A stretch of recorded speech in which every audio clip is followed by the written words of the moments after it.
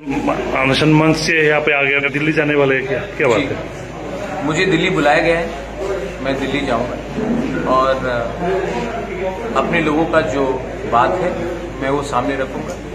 उसके बाद देखते क्या होगा। वो किसने बुलाया आपको सर दिल्ली में?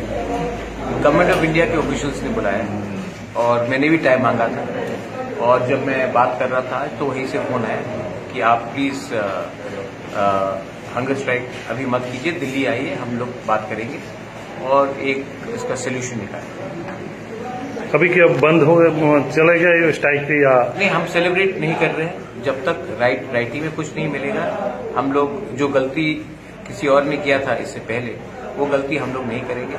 हमारा मंच जहां में है वो वहीं में रहेगा, हमारे YTF के वॉरियर्स वहीं में रहेंगे, लेकिन क्राउड को हमने कहा कि घर जाइए शांति से, और अगर पॉजिटिव रिजल्ट आया तो वहीं में हम लोग सेलिब्रेशन करेंगे, और अगर भगवान ना करे अगर कुछ चीज नहीं हुआ ठीक से तो मैं वहीं जाकर वापस बैठ जाऊंगा।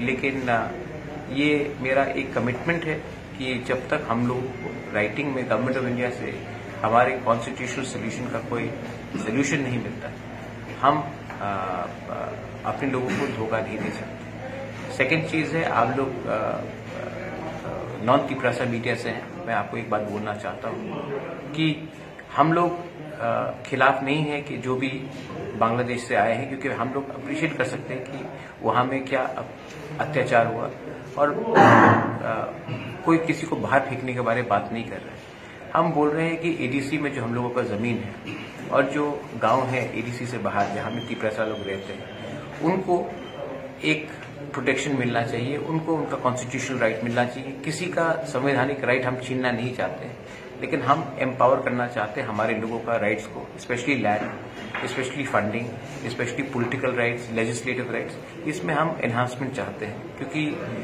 हमारा पॉपुलेशन बहुत कम है, और अगर हम लोग आज अपने आप को प्रोटेक्ट नहीं करेंगे तो फ्यूचर में हमारे नेक्स्ट जनरेशन को कष्ट होगा।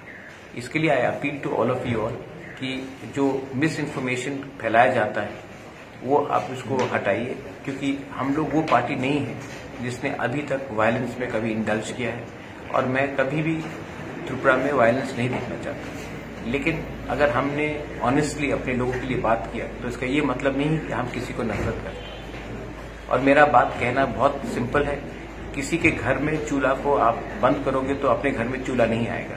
किसी के घर में चूल्हा जलता है तो हमारे घर में भी जलना चाहिए। हम वही मांग रहे हैं, हम नहीं बोल रहे कि उनका चूल्हा छीन कर हमें दे दो। यही मेरा मैसेज है। प्लीज आप लोग कोऑपरेट कीजिए। अगर आज तिपरासा उठेगा तो पूरा त्रिपुरा भी उठेगा। Thank you.